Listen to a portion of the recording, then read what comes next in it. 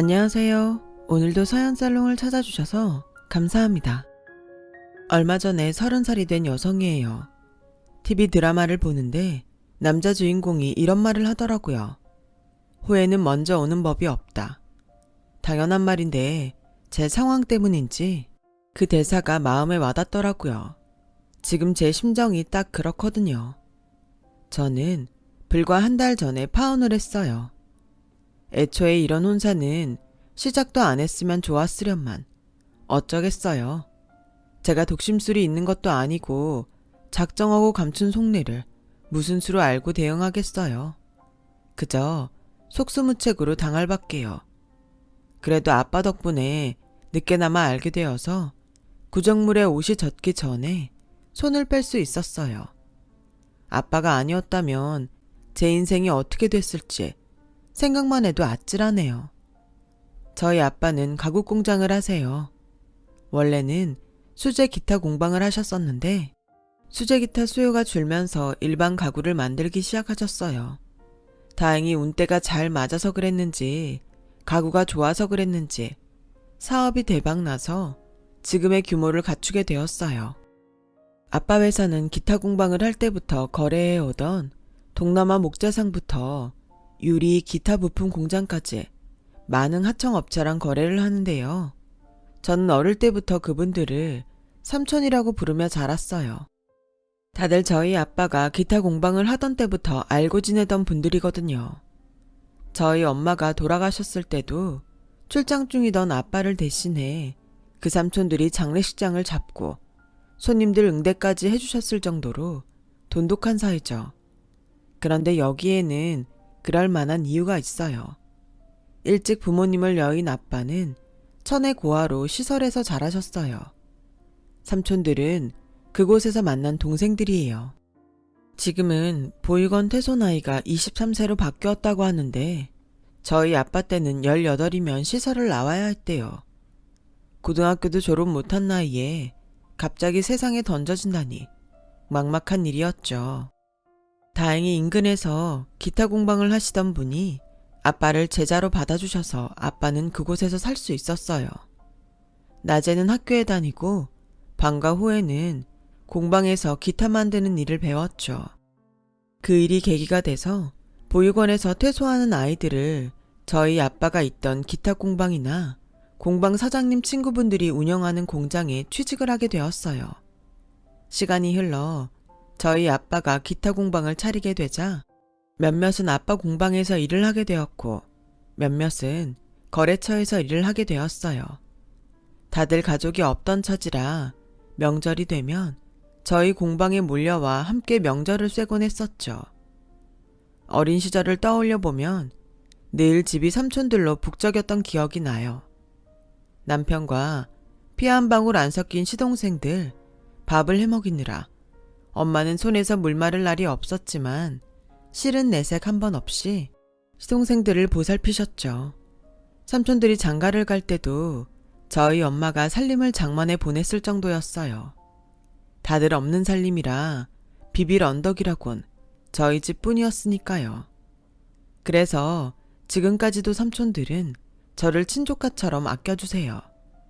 제가 6학년 때 저희 엄마가 교통사고로 세상을 떠나셨을 때도 다들 달려와 자기 일처럼 장례를 치러주셨죠. 엎친 데 덮친 격으로 엄마가 돌아가신 이후 기타 공방은 일감이 줄어서 더는 공방을 운영할 수 없을 정도였어요. 사랑하는 아내를 잃고 공방도 안 되자 아빠는 술에 빠져 허송세월을 보내게 되었죠. 대부분은 집이 망하면 형제도 등을 돌린다는데 삼촌들은 반대였어요. 어떻게든 아빠의 재기를 도우려고 다들 바쁘게 뛰어다녔거든요. 그 와중에 숙모들은 교대로 저희 집에 찾아와서 집안 살림을 해주셨고 제가 무사히 학교에 다닐 수 있도록 엄마 노릇도 해주셨어요. 정말 고마운 분들이었죠. 꼬박 2년을 술에 빠져 살던 아빠는 삼촌들 덕분에 가구 공장을 차릴 수 있었어요. 대형 가구 회사들도 매출이 줄어가는 형편이었지만 온라인 판매를 주로 하는 판매 전략이 잘 먹혔는지 아빠 공장은 점점 매출이 늘어갔어요. 그렇게 10년도 안 돼서 공장 규모는 처음보다 6배가량 커졌고 현재는 해외 수출도 할 정도가 되었죠. 그 사이 삼촌들 중에는 공장을 차려 저희 공장에 하청을 맡는 분도 있고요. 예전처럼 명절마다 모여서 함께 명절을 쇠지는 않지만 그래도 여전히 끈끈한 우정을 나누며 살고 있죠. 그런데 이 우정에 금이 가게 된 일이 생긴 거예요. 바로 제 결혼 때문에요. 제가 얘랑을 만나게 된 건 3년 전 봄이었어요. 친구들과 벚꽃 구경을 하러 여의도에서 만나기로 했는데 제가 그만 택시에 휴대폰을 놓고 내렸지 뭐예요. 폰을 바꾼 지 얼마 안 된 새 폰이라 약정 기간도 한참 남았는데 완전 낭패였어요. 친구 전화로 몇 번이나 전화를 걸어봤지만 받지 않더라고요. 사용한 지 한 달도 안 된 신형폰이라 좋은 사람도 욕심이 나긴 했을 거라 생각했죠. 그래도 손 놓고 있을 수만은 없어서 틈나는 대로 전화를 걸었어요. 하지만 신호음만 갈 뿐이었죠. 그날 화사한 벚꽃 아래서 행복하지 않은 사람은 저뿐인 것 같았어요. 그나마 남아있던 기대는 시간이 흐를수록 실망으로 바뀌었고 상황을 받아들일 수밖에 없는 처지였죠. 그렇게 허탈한 마음으로 집으로 돌아가려고 버스 정류장으로 향했는데 친구가 한 번 더 전화를 해보자고 하더군요.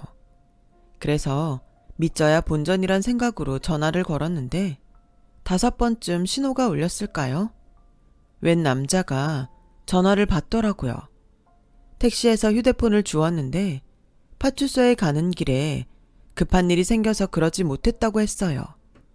기다리는 동안 거의 포기 상태였던 저한테 그게 무슨 상관이겠어요? 휴대폰을 찾을 수 있다는데 말이죠. 그래서 제가 지금 찾으러 가겠다고 어디에 계시냐고 물었는데 글쎄. 그런데 이거 어쩌죠? 제가 지금 지방에 내려와 있거든요. 며칠 뒤에나 서울로 올라갈 것 같은데 며칠만 기다려 주시겠어요? 며칠이나요? 그러지 마시고 어디에 계신지 말씀해 주시면 제가 갈게요. 전화를 늦게 받은 것도 그렇고 남의 폰을 들고 지방까지 내려갔다는 것 자체가 못 믿었더라고요. 그래서 차비가 나가더라도 하루빨리 받아와야겠다는 생각뿐이었어요. 그런데 맙소사. 네? 제주도요?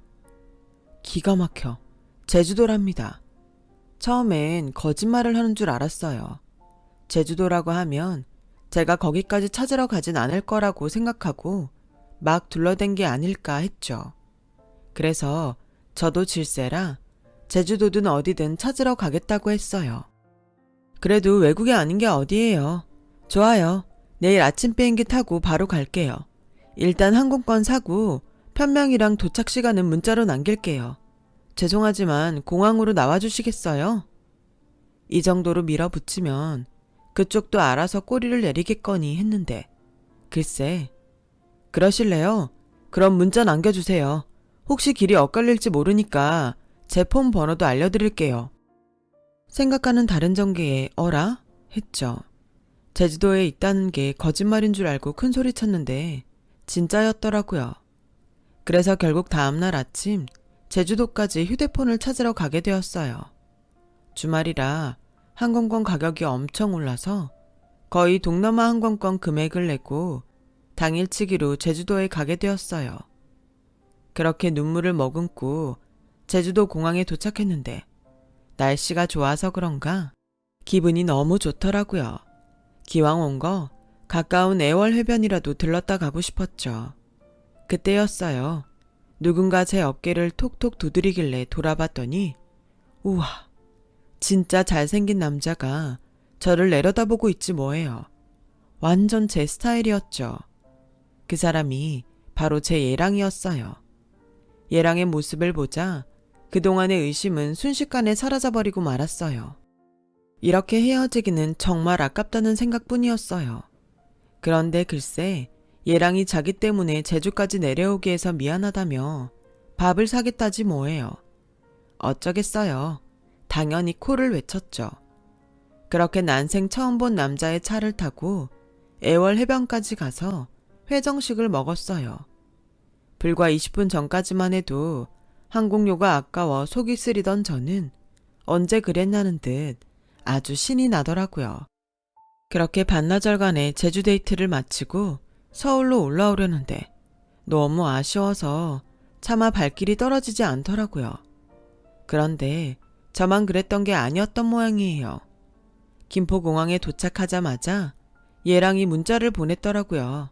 시간 괜찮으면 다음 주 주말에 같이 여의도로 벚꽃 구경 가자고 말이에요. 제가 밥을 먹으면서 그랬거든요. 사실 전날 친구들과 여의도에 벚꽃 구경을 갔었는데 하필 휴대폰을 잃어버리는 바람에 구경도 제대로 못하고 우울하게 돌아왔다고요. 그랬더니 그 말을 기억하곤 같이 가자고 그러네요. 안 그래도 얘랑이 마음에 들었던 차에 이게 웬 떡이냐 했어요. 제 얘기를 들은 친구들은 운명이니 어쩌니 소리를 해가며 호들갑을 떨었고 저는 약속날을 대비해 거금을 주고 원피스와 구두도 장만을 했어요. 하늘이 주신 기회 놓치지 않으려고요. 그렇게 벚꽃 나들이를 함께하게 된 우리는 이후 만남을 이어갔고 2년간의 열애 끝에 결혼을 하기로 했어요. 사귀는 동안 얘랑이 자기 집 얘기를 거의 하지 않았던 탓에 저는 얘랑의 가족관계조차 모르고 있었어요.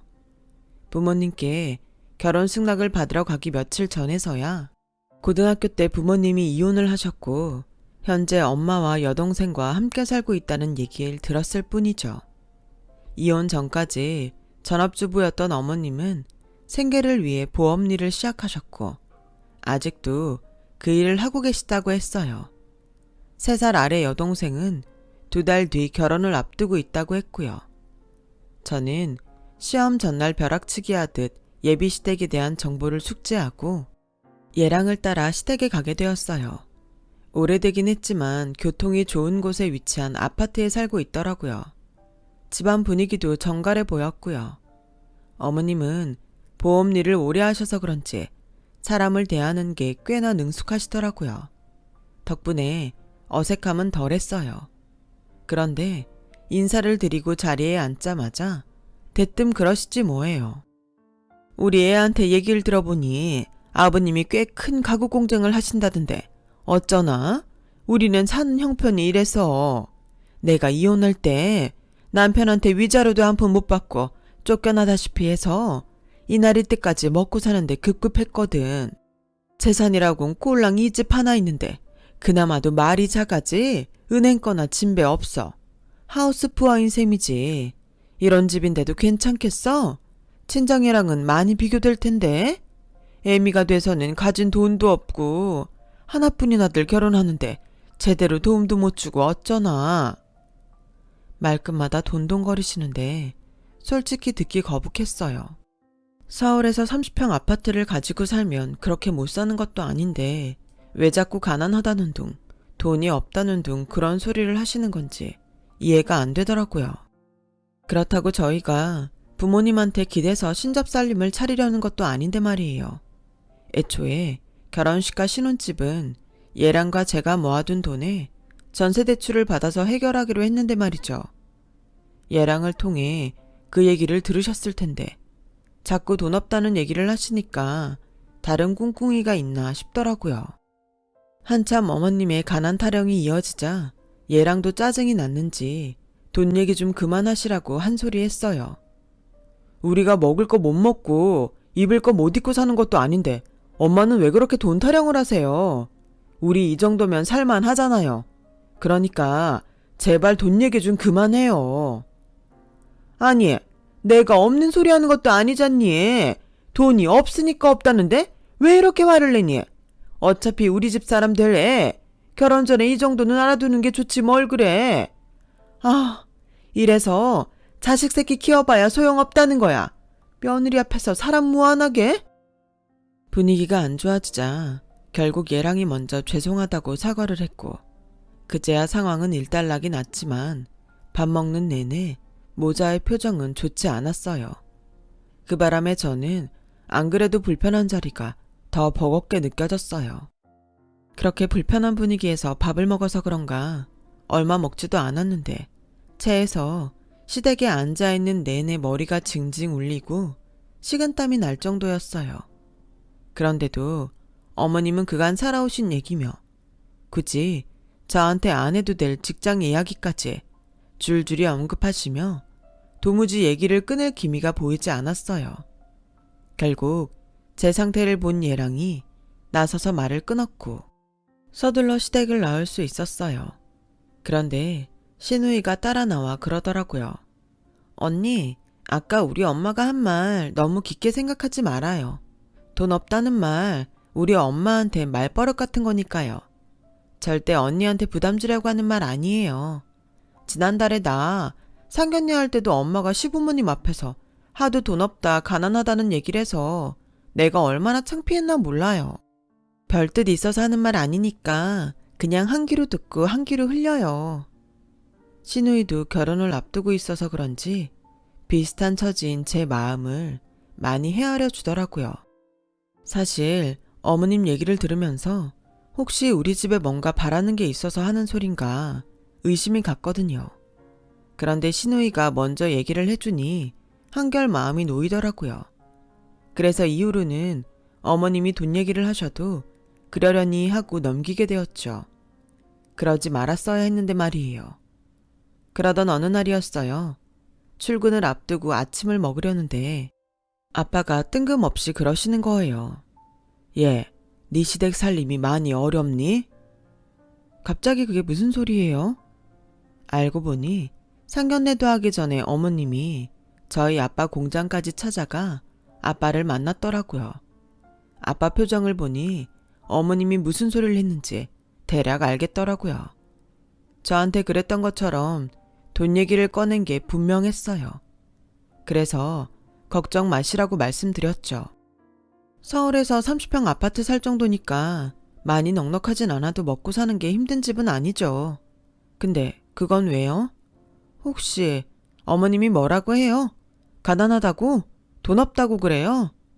그런 거면 걱정 마세요. 그거 어머님 단골 레퍼토리예요. 말은 그렇게 하면서도 저도 왠지 찜찜했는데 아니나 다를까 며칠 뒤 아빠가 보험 약관을 들고 오시더라고요. 아빠, 암보험 있는데 또 들었어? 혹시 어머님이 보험 들라고 그런 거야? 그런 거면 안 들어도 돼. 어머님 정말 웃기네. 상견례도 하기 전에 사돈한테 보험 세일즈부터 해? 아빠, 이건 내가 해결할 테니까 그 보험 들지 마요. 그럴 거 없다. 오죽하면 날 찾아와 보험을 들어달라고 했겠니? 사람이 어려울 땐 서로 돕고 살아야 하는 거다. 그러니까 괜한 소리 하지 말고 너는 모른 척하고 있어. 괜히 결혼도 전에 별것도 아닌 일 때문에 큰 소리 내봤자 분란받게 더 생기니. 안 보고 살 사이도 아니고 앞으로 시어머니로 모시고 살 사이인데 그냥 좋은 게 좋은 거다 생각해라. 속에서 천불이 났지만 내가 괜히 나섰다간 아빠 체면도 그렇고 결혼 전부터 미운 털이 박힐까봐 참고 넘기기로 했어요. 그제야 아빠가 일전에 시댁 형편에 대해 왜 물었는지 알겠더라고요. 보험 세일즈를 폄하하는 건 아니에요. 그 일로 식구들 먹여 살리는 훌륭한 분들 많으실 테니까요.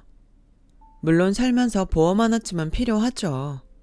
하지만 내가 필요해서가 아니라 상대가 강요를 해서 들게 되는 보험은 문제가 있는 거 아닌가요? 모르긴 해도 앞으로 어머님한테 엄청 시달리게 되겠다는 생각이 들었어요. 그렇게 아빠 보험일이 있고 얼마 뒤 어머님이 전화를 하셨더라고요. 아빠 회사 제품 카탈로그나 쇼룸이 있으면 보고 싶다나요? 그래서 그건 왜 그러시냐고 했더니 예림이 혼수 준비하는데 기왕이면 사돈회사 제품으로 하면 좋지 않겠니? 얘기 들어보니 제품이 꽤 실속 있고 좋다고 하더라고. 썩 내키진 않았지만 어머님 딴에는 그래도 저희 아빠 회사 제품을 팔아주시려고 하는 것 같아서 일단 회사 홈페이지를 알려드렸어요. 그때까지만 해도 무슨 일이 벌어질지 모른 채 말이죠. 그렇게 한 일주일쯤 지났을까요? 시누이가 전화를 했더라고요. 언니, 정말 고마워요. 이렇게까지 안 해주셔도 되는데. 아닌 밤중에 홍두깨라고 도대체 무슨 소린가 싶어서 자세히 얘기를 해보라고 했더니 기가 막힌 소리를 하는 거 있죠. 우리 아빠가 아가씨 결혼하는데 가구를 무료로 해줬다고요? 이건 아니다 싶어서 일단 전화를 끊고 아빠한테 갔어요. 그랬더니 아빠가 난처한 표정으로 그러시지 뭐예요. 몇 달 사이로 자식 둘 혼사를 치르다 보니 돈이 없어서 그런다는데 그럼 어쩌겠니? 같이 딸 자식 키우는 처지에 모른 척 할 수도 없고. 그래도 이건 아니죠. 왠지 처음부터 이상하더라니. 아빠, 이번 일은 내가 알아서 할 테니 아빠는 가만 계세요. 더는 참을 수 없어서 예랑을 불러 지금까지 있었던 아빠 보험 얘기며 시누이 가구 얘기까지 다 했어요. 그랬더니 예랑은 귀까지 빨갛게 변할 정도로 상피해 하더라고요. 그리고는 자기가 해결하겠다며 집으로 돌아갔어요. 그리고 다음날 어머님이 제게 전화를 했더라고요. 얘, 너 그렇게 안 봤는데 음흉한 구석이 있는 애구나. 내 앞에선 방글방글 웃기만 하더니 뒤에선 내 아들 조종해서 날 이렇게 못난 애미를 만드니? 혼자 사는 사돈이 안타까워 안보험 하나 들라고 한 게 뭐가 문제니? 그게 나조차고 한 일이니? 너 시집가고 나면 혼자 남을 친정아빤 생각도 안 하니? 어쩜 그렇게 너밖에 몰라? 아니, 내 보험 너더러 들라고 하는 것도 아니고 지 친정아빠 위해서 들라는 건데 그깟 보험료 얼마 한다고? 도통 이해가 안 간다 너. 그리고 우리 집에 며느리로 오면서 시누이 가구 하나 못 해주니? 까놓고 말해서 다른 여자들은 혼수용 가구 준비하는데 수천은 기본으로 들지 않니?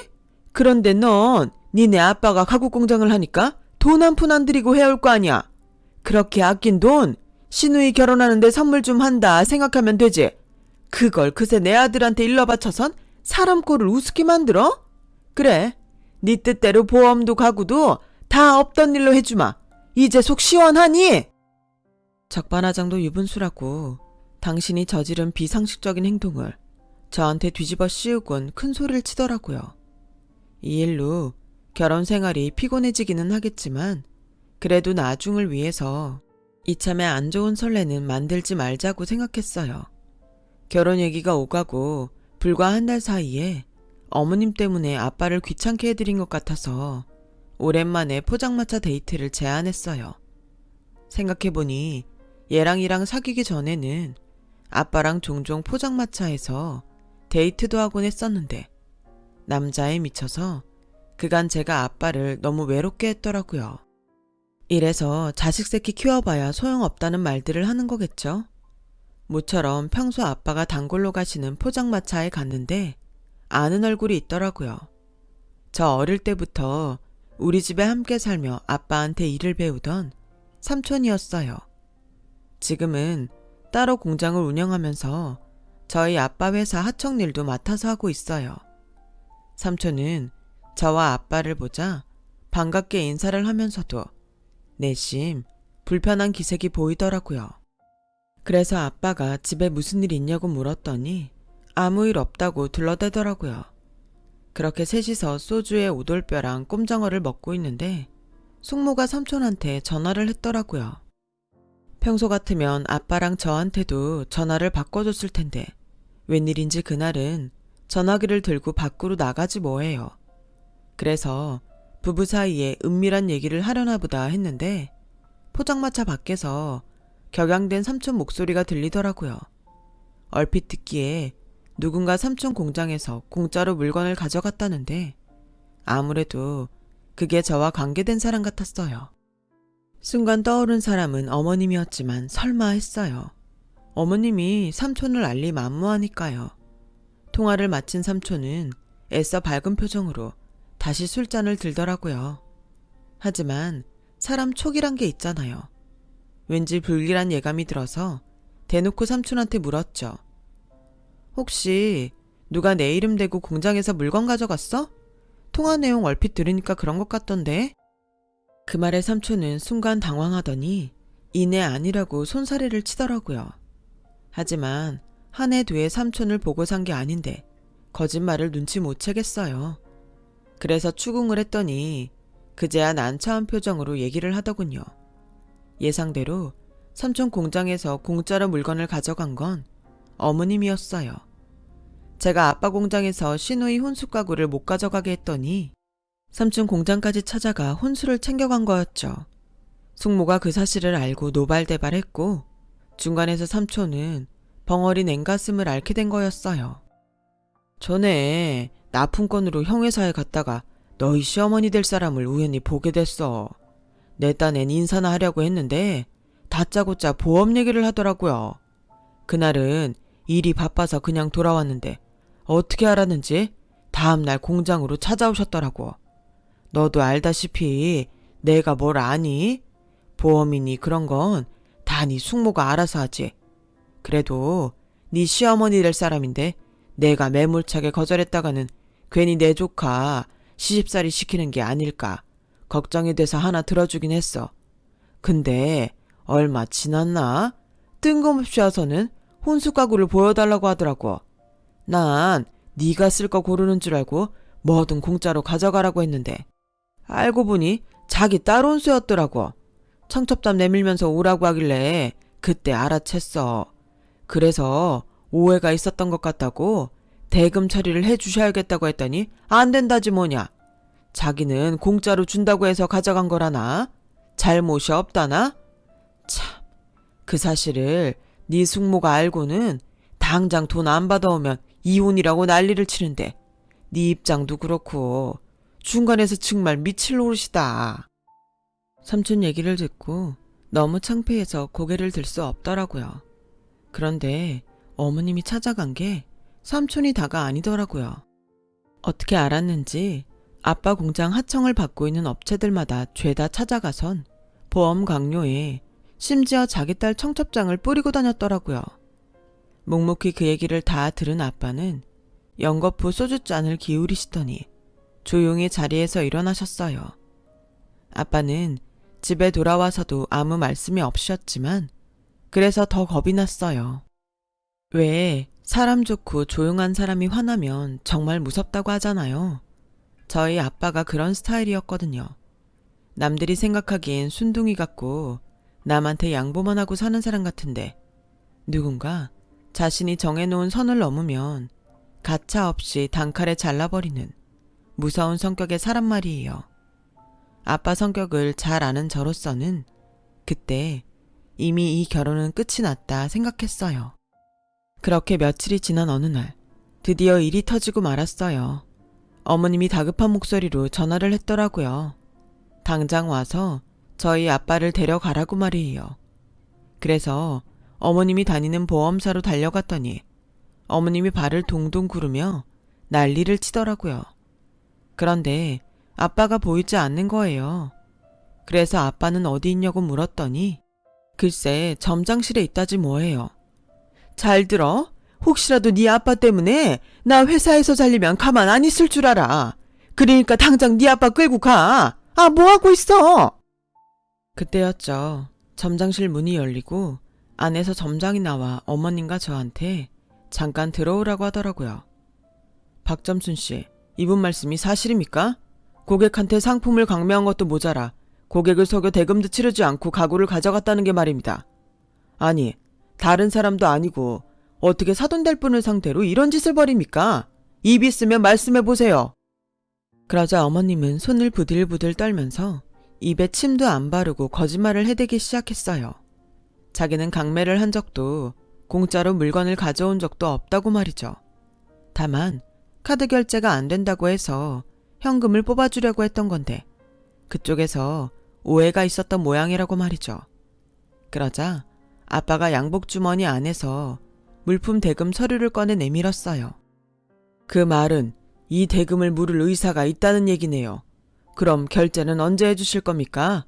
말씀대로 제 동생 공장은 소매를 하는 곳이 아니라서 카드 결제는 불가능합니다. 혼수용 최고급 가구로만 골라가셔서 가격이 꽤 됩니다. 청구서를 받아든 어머님은 순간 눈이 번쩍하더니 버럭 소리를 질렀어요.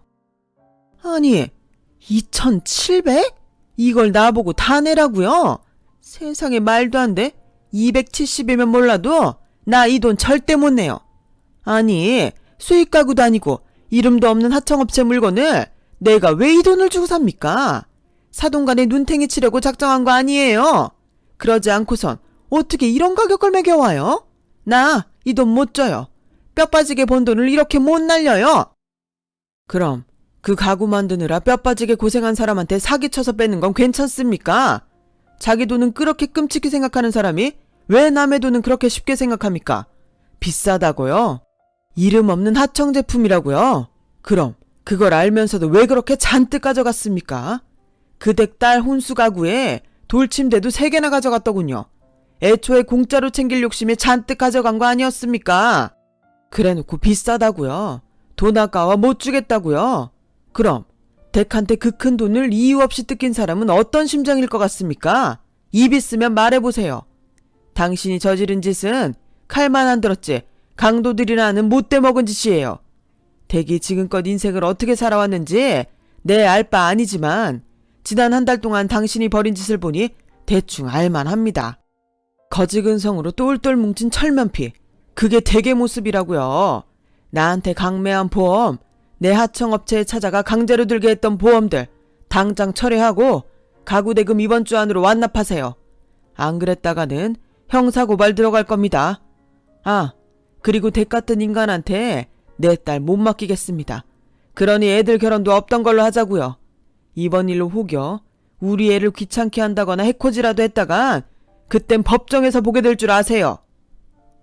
그 길로 아빠는 제 손을 잡고 점장실을 나왔어요. 따라 나온 점장님은 아빠한테 몇 번이나 고개를 숙이며 죄송하다고 사과했고 이번 일은 자신이 책임지고 처리하겠다고 약속을 하더라고요. 결국 그 일로 어머님은 보험사에서 잘리게 되었고 가구대금은 대출을 받아 완납을 했더라고요. 공짜로 챙길 욕심에 돌침대를 3개나 가져가는 바람에 방이며 거실까지 돌침대를 깔아두게 되었죠. 그 일로 얘랑은 집을 나왔어요. 창피해서 자기 엄마랑 더는 못 살겠다면서 말이에요. 그리고 자신의 엄마가 벌인 일에 대해 저희 아빠를 찾아와 사과를 했어요. 하지만 이미 마음이 돌아선 아빠는 사과는 받겠지만 결혼만큼은 절대 안 된다고 못을 박으셨죠.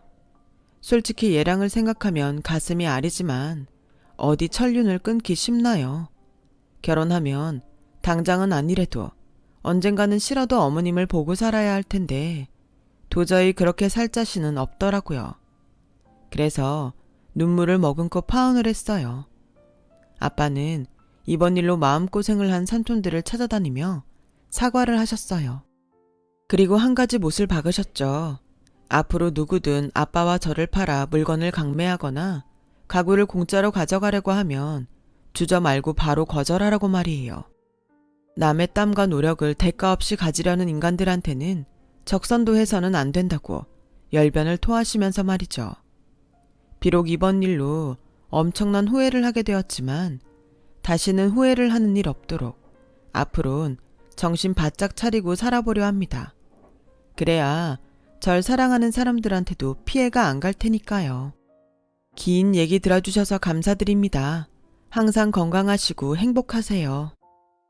여러분, 사연 댓글에 응원과 현명한 조언 부탁드려요. 좋아요와 구독은 저에게 큰 힘이 됩니다. 오늘도 좋은 일 가득하세요.